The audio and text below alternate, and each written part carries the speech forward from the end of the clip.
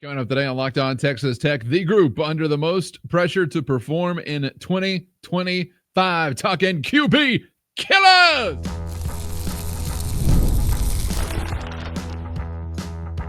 You are Locked On Texas Tech, your daily podcast on the Texas Tech Red Raiders. Part of the Locked On Podcast Network, your team every day. Great to be with you again on Locked On Texas Tech on the Locked On Podcast Network, your team every day, always free and available on YouTube or anywhere you get podcasts. And thanks as always for making us your first listen. Today's episode brought to you by FanDuel. Football season just around the corner, so visit the FanDuel app today and start planning your future bets now. With the only Chris Level, I'm Casey Cowan. Chris, great to be back with you today once again. And as we spend some time on yesterday's episode on the offensive side of things, we want to flip to the other side of the football today and focus exclusively on a group that's gotten a ton of attention this offseason and has a ton of expectation placed upon them rolling into this upcoming season. We're going to talk about guys on the edge. In general, I'm sure it will evolve into a conversation about the defensive line or defensive front overall, but we'll focus in specifically on some pass rushers and guys in the group with CJ Ayu. We'll hear from Coach Ayu on some of the new additions, David Bailey and Romello Height, among some others up front defensively. And I want to talk about the pressure I think these guys are facing from last year to this year as far as improvement goes. And it's not all just because of the new additions. I'll explain in just a second. Also want to get to, Chris, a story from the news this week regarding the Big 12 Conference and some player availability reports, and something I guess we'll see play out more largely across the college sports or college football landscape. Not entirely new here locally in the 806. We'll remind you what Texas Tech has been up to and tell you about what this means moving forward for the league and maybe beyond that. But back to this pass rush, Chris. I got to feel like the pressure is as much upon this group. The heat is on as high for this group as it is for any group on either side of the ball. It has a lot to do with investment and new additions. We know that, and I want to get to those names in a minute. But I think really first, even without those, you look back to last year and what you were unable to do as far as generating consistent pressure on the quarterback. That in and of itself, I think will leave a group with a whole lot of pressure to perform the following year. You're looking for a much, much different life whenever it comes to pressuring opposing QBs this year than you experienced last. An embarrassing 21 sacks all of last season. I think you were in the 90s nationally. Woof. Retweet on that. Yes. This is a – and what's interesting is we will forget this years from now, but they were kind of willing to go at this with really just Romello Height and then some of their guys, and maybe an Isaac Smith or an Adedire. Maybe they don't transfer but David Bailey was you got lucky there, and that was some fortunate timing and with your budget and your need and your willingness to continue to keep the foot on the gas, but. This is a group in large, and you have to kind of include the D tackles too, but I know we're kind of talking about the edge guys this year. It's a fascinating change because you didn't really lose a lot of the youth at this group, and yet you have a pair that I know there was some excitement about, Linton and, some guys like that a few years ago. Yeah, Miles Cole, and it measurables, yes, but not the college production yet. It was all potential, and Tyree Wilson had kind of set a standard there prior to that. But this is a bit of a different deal because you still have the interior beef, and you have really just special twitchy edge guys that the NFL really, really, really likes. So I just.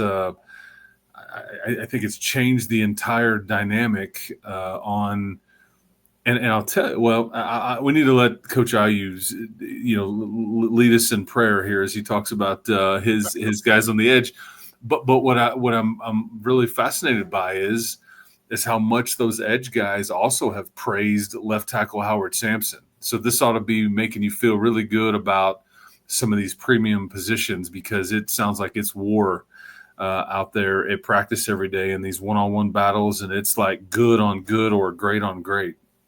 I'm feeling warm all over hearing you talk like that, Chris. I'll give you another roughly 20, 25 minutes to stop it. I don't, you talk about them complimenting the other side, but you also brought up to me when we were just discussing this subject off the air that you don't really recall a time when so many teammates just in all directions have pointed to a specific group leading up to a year, just kind of like universal praise all the way around for those who have seen this in the flesh so far, that they believe this is as advertised.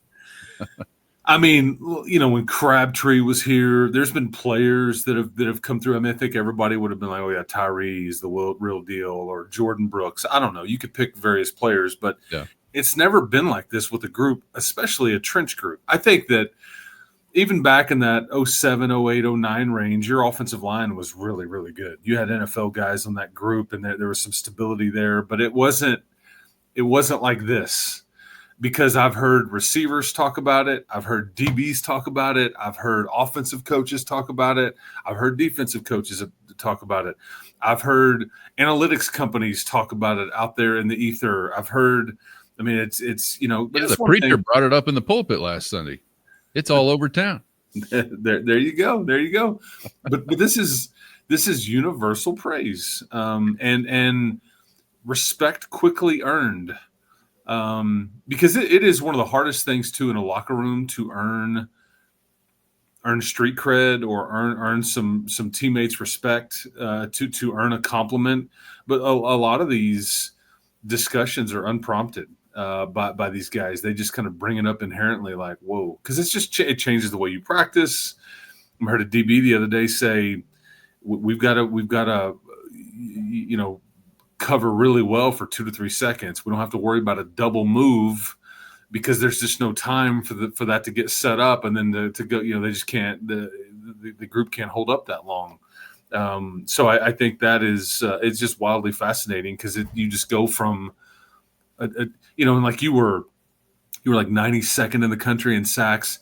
You were like in the 70s, I think, as far as tackles for loss. And I looked at see who was number one in the country at tackles for loss, and like Ole Miss they had on average about twice as many tackles for loss per game than you did, and that was what was such a big change with their team last year, is how dominant they were on the defensive line.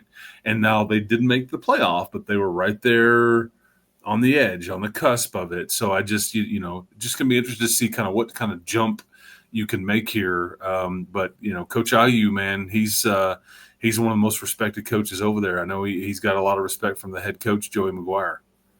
Didn't make the playoff, but got close, of course, left out only because the world chose to treat Lane Kiffin like one of the greatest victims of all time. He's right there with like Lincoln and Christ, I think, in a similar category. So always thinking about Lane and the Rebels, and our sympathies are out to them.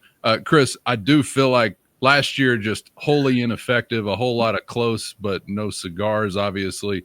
So many times where you felt like you were right there, but just could not complete the play. And I know pressures do represent something as far as some worth there and just generally disrupting a pocket, but we're looking for much bigger numbers in a sack column, as you already mentioned, than what we saw last year with only 21 tallied. And so I think because of that, you find a group that's under some pressure, but obviously because of these new names now in the mix as well, and so much investment and obviously increasing expectations because of that, that's going to add another layer to the pressure. We're talking primarily about David Bailey and Romello Height, and you already alluded to, of course, when the Bailey addition happens, you feel like that was just some fortunate or divine intervention, I guess, on Texas Tech's behalf. I remember you, I think, shot me a text or something, just kind of talking about, hey, I think there's another addition coming down the pipe. And I remember your words saying, could be the best one yet.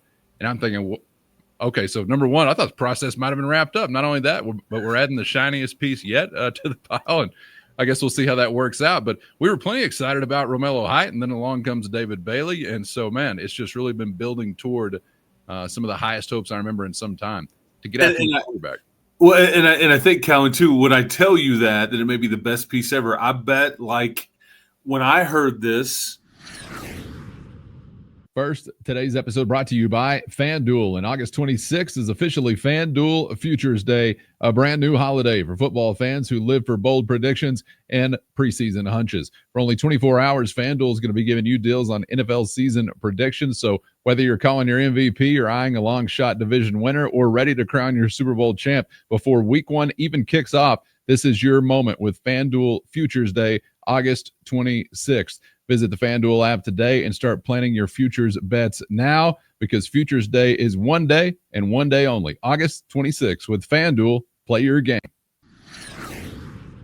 Would I tell you that it may be the best piece ever? I bet, like, when I heard this, I bet you had the same reaction when I tell you this.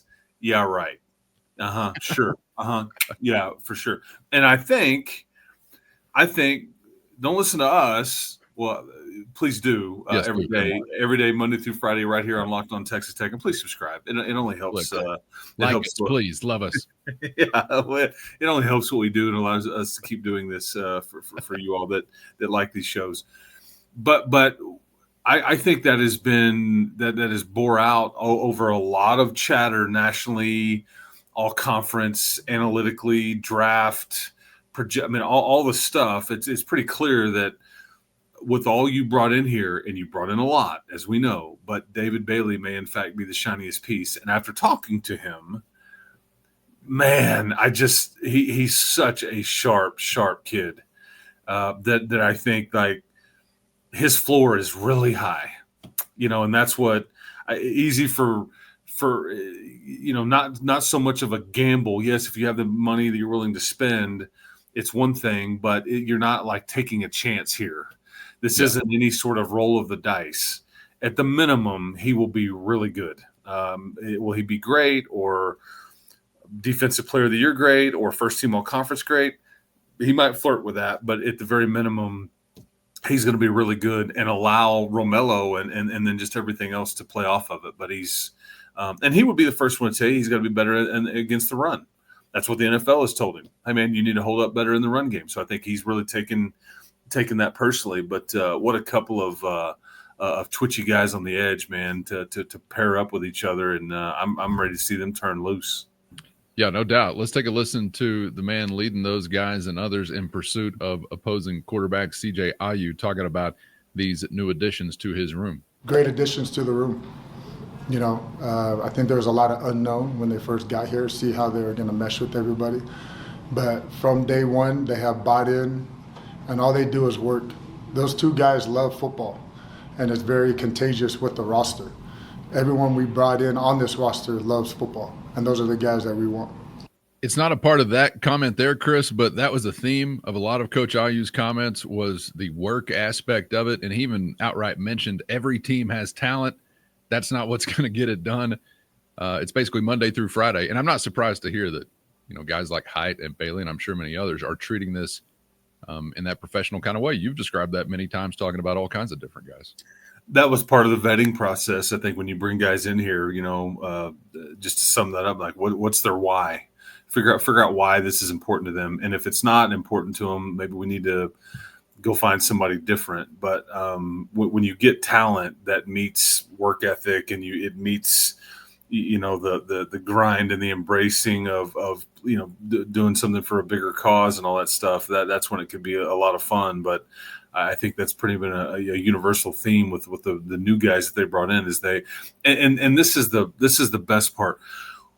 We won't ultimately know what this is going to look like in, like, say, 2 years or even a year from now. But I think one of the byproducts of this really good portal class, if they play it out like good examples, work hard, end up being very productive, one of the byproducts of this is that all of these young guys get an extra year to develop. Because there's been some years, we've heard a lot about Chet O'Feely. There's been some years where he would have been a guy you and I were talking about a lot. Like, can he be this? And, like, you really need him to be this. I could go on and on with Duda Banks. Well, don't fool yourself. You already mentioned it. Isaac Smith, Duda Banks. I mean, these would have been guys I wholeheartedly believe we'd be talking about. This is who you'd have been playing with. And I think of a far different outlook of what your team would have been. Yeah, and I like those guys. I mean, I'm not down on those guys, but we're talking about the top of the top shelf, specifically with somebody like Bailey. So what are you going to do? That's right.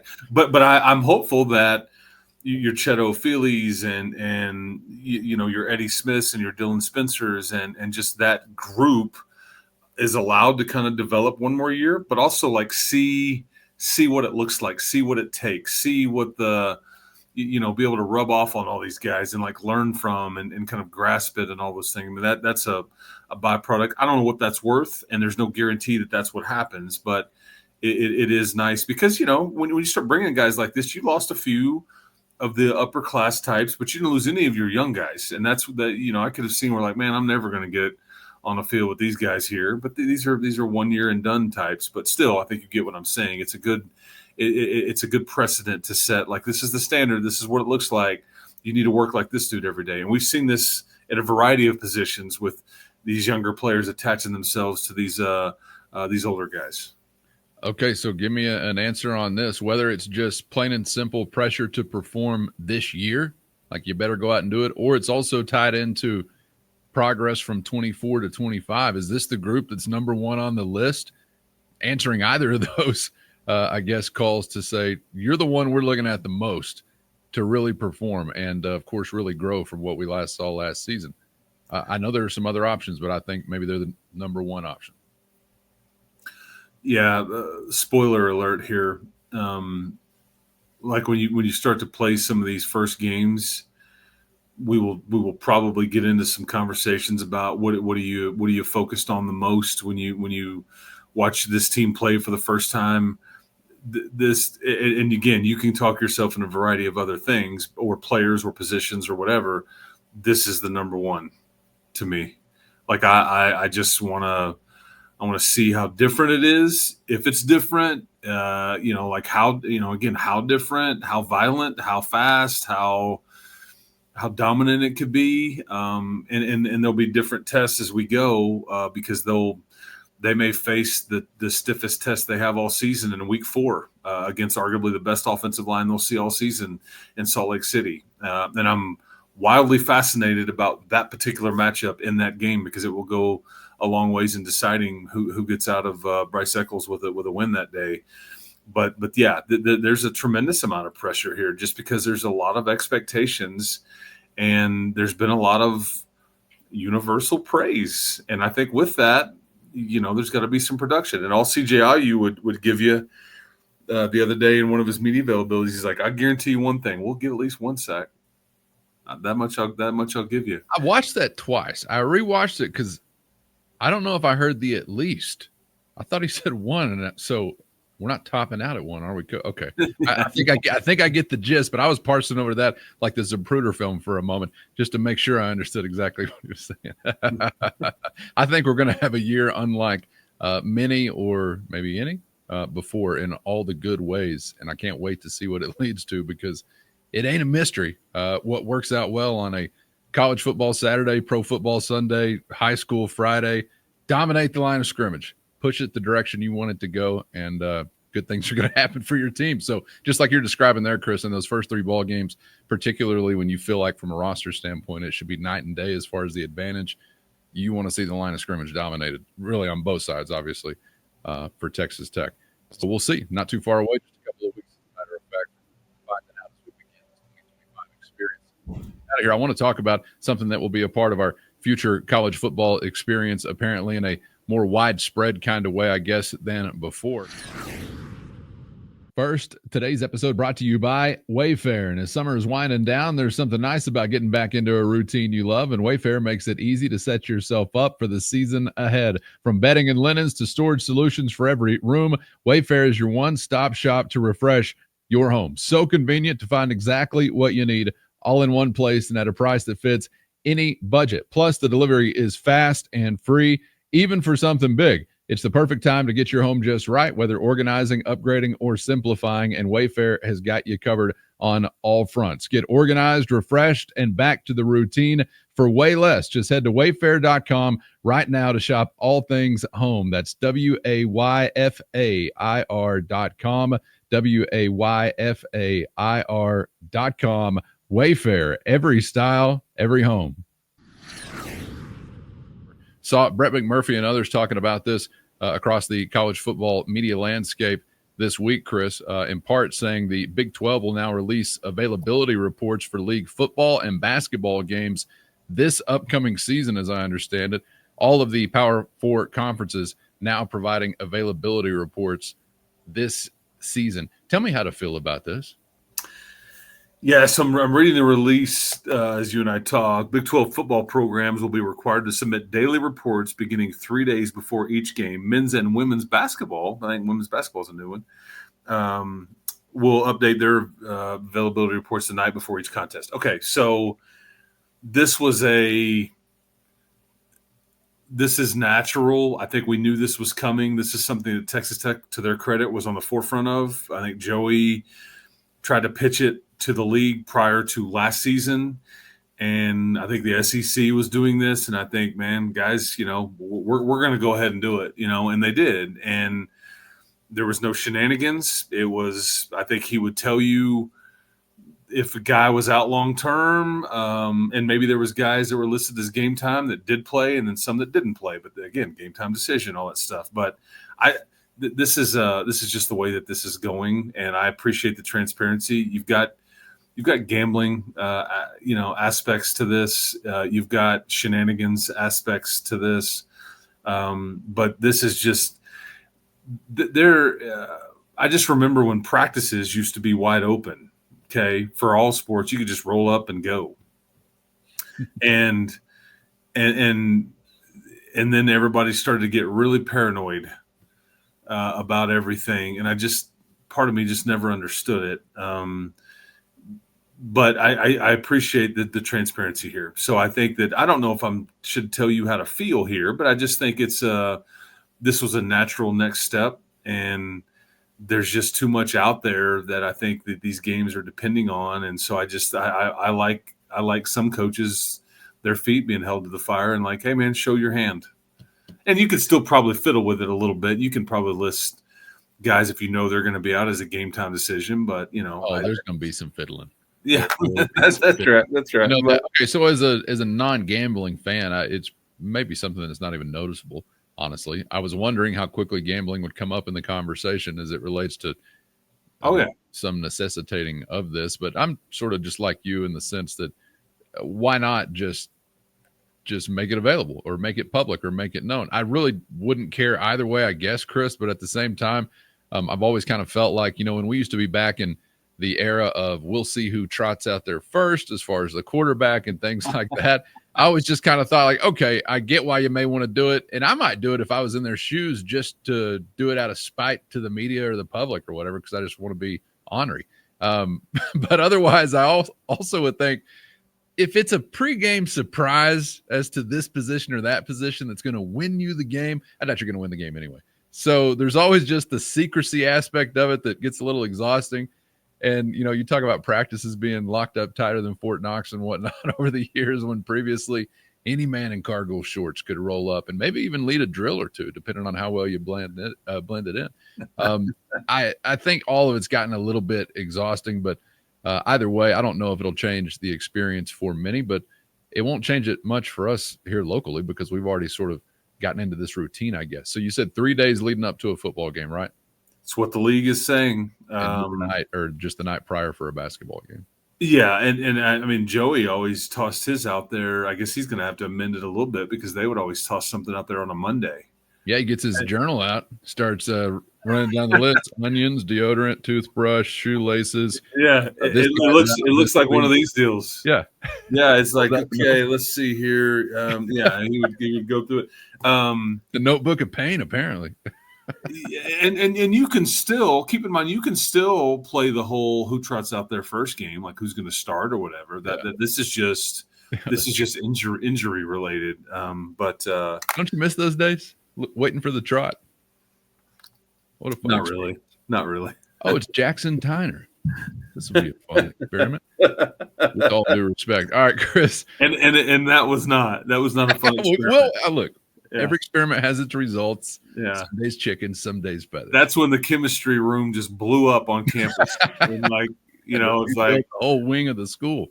This has gone awry. Yeah, Uh-oh. Yeah. Don't mix that with that. This is what happens.